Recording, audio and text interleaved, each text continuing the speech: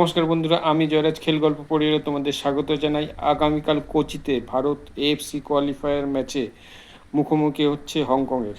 এটি তাদের গ্রুপের শেষ ম্যাচ এবং এই টুর্নামেন্টেরও বলতে পারেন শেষ ম্যাচ। এরপরে ভারতের এই কার্যত বিজয় হয়ে গেছে। এটি একটা নিয়ম রক্ষার ম্যাচ, যেখানে ভারত খেলতে নামবে তাদের প্রথম জয়ের দিকে লক্ষ্য রেখে। কারণ এখনো পর্যন্ত ভারত এই গ্রুপে সবথেকে নিচে রয়েছে এবং একটিও জয় তারা পায়নি।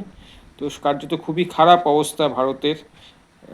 প্রথমে সে ভারত যখন প্রথম ম্যাচ খেলেছিল বাংলাদেশের এগেনস্টে 0-0 ড্র করেছিল ঘরের মাঠে, সেই থেকে শুরু। তারপরে সমস্ত টিমের কাছেই পর্যুদস্ত হয়েছে, তারা চেষ্টা করেছে জেতার, কিন্তু খালিদ জামিলের তত্ত্বাবধানে ভারত কাঙ্ক্ষিত জয় লাভ করতে পারেনি।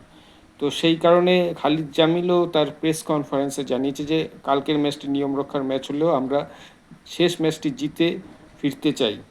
তো এখন দেখার ভারতের যে স্কোয়াড তাদের মধ্যে কতটা জোশ আছে, সেই ম্যাচটি জেতার জন্য তারা কতটা বদ্ধপরিকর।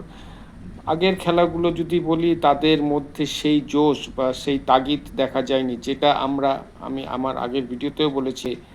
তারা আইএসএলে খুব দারুণ পারফর্মস করছে, দারুণ খেলছে এবং গোলও করছে, কিন্তু যখন তারা দেশের জন্য খেলতে যাচ্ছে তখন কিন্তু সেই তথাকথিত পারফরমেন্স তাদের খেলায় দেখা যাচ্ছে না, বা সেই জোশ দেখা যাচ্ছে না, তাদের মধ্যে ঘাটতি দেখা যাচ্ছে। তো সেই কারণে ভারত আজ এএফসি কোয়ালিফায়ারে একদম শেষে বটমে রয়েছে। আপাতত এএফসি কোয়ালিফায়ার উপরে সবথেকে উপরের সারিতে রয়েছে সিঙ্গাপুর, তাদের .11। সেকেন্ড পজিশনে রয়েছে হংকং, থার্ড পজিশনে রয়েছে বাংলাদেশ এবং ফোর্থ পজিশনে রয়েছে ইন্ডিয়া। তাহলে আমরা কিন্তু বাংলাদেশেরও নিচে রয়েছি। ভারত প্রথম যে খেলা হয়েছিল এফসি কোয়ালিফায়ারের প্রথম খেলায় নিজের ঘরের মাঠে বাংলাদেশের সাথে 0-0 ড্র করেছিল, যেটা ভারতের যেটা উচিত ছিল। এরপরে ভারত মুখোমুখি হয় হংকংয়ের, যেখানে ভারত হংকংয়ের কাছে তাদের ঘরের মাটিতে 1-0 পরাজয় লাভ করে। তারপরে ভারত সিঙ্গাপুরের এগেন্সে 1-1 ড্র করে।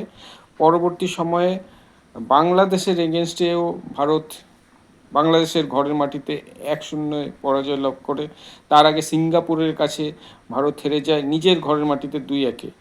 তো গ্রুপের শেষ ম্যাচ তারা কালকে খেলতে নামছে হংকংয়ের এগেনস্টে। এই যে গ্রুপটি ছিল, এখানে কিন্তু ভারত বলতে গেলে এই টিমগুলিকে হারিয়ে দেবে এরকম একটা চিন্তাভাবনা কিন্তু সবার মনে এসেছিল। এবং কেন এসেছিল তার কারণ হচ্ছে গিয়ে কাফার নেশন কাপে ভারত যে খেলতে গিয়েছিল সেখানে কিন্তু ভারত থার্ড পজিশন লাভ করেছিল, যেখানে দুর্দান্ত পারফরমেন্স ভারত করে এবং সবাই একটা আশা জেগেছিল সবার মনে যে ভারতীয় ফুটবল হয়তো এবার এএফসি কোয়ালিফায়ার প্রথম দুইয়ের মধ্যে থাকবে এবং এএফসি কাপে খেলার চান্স পাবে। কিন্তু দেখা গেল যে তারা সেই কাঙ্ক্ষিত জয় বা যে খেলা কোনোটাতেই উপহার দিতে ব্যর্থ এবং কার্যত তারা একদম টুর্নামেন্টের মানে এই কোয়ালিফায়ারের একদম শেষ পর্যায়ে রয়েছে।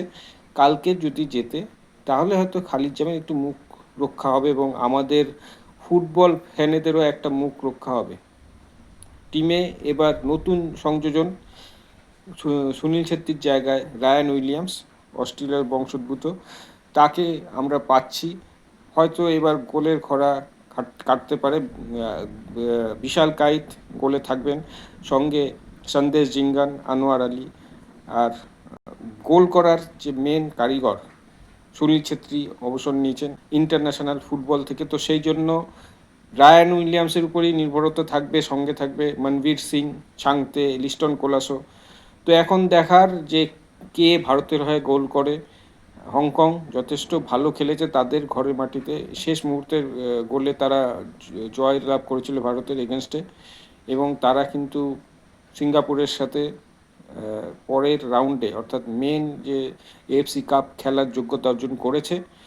তো ভারতের এখন একটাই লক্ষ্য যে হংকংকে হারানো, অন্তত নিজের মুখ রক্ষা করা এই জয়ের মাধ্যমে এবং ফ্যানদের মুখে একটু হাসি ফোটানো। তো দেখা যাক খালিদ জামিল এবং তার ব্রিগেড কতটা সফল হয় আমাদের এই এএফসি কোয়ালিফায়ার কাঙ্ক্ষিত জয় দিতে, নাকি আবার আমরা সেই পরাজয়ের মুখ দেখব, সেটা কালকেই দেখা যাবে। কালকে সন্ধ্যা 7টায় কোচিতে খেলা, তো সবাই অবশ্যই চোখ রেখো টিভির পর্দায়, আর দেখা যাক আমাদের টাইগাররা, আমাদের ব্লু কলস, তারা কি করে। আমরা অবশ্যই চাইবো যে এএফসি কোয়ালিফায়ার শেষ ম্যাচটা জয় দিয়েই শেষ করুক তারা। তো বন্ধুরা, আজ এখানেই শেষ করছি।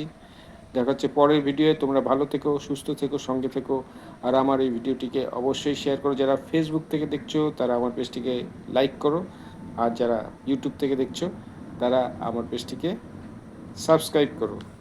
টাটা।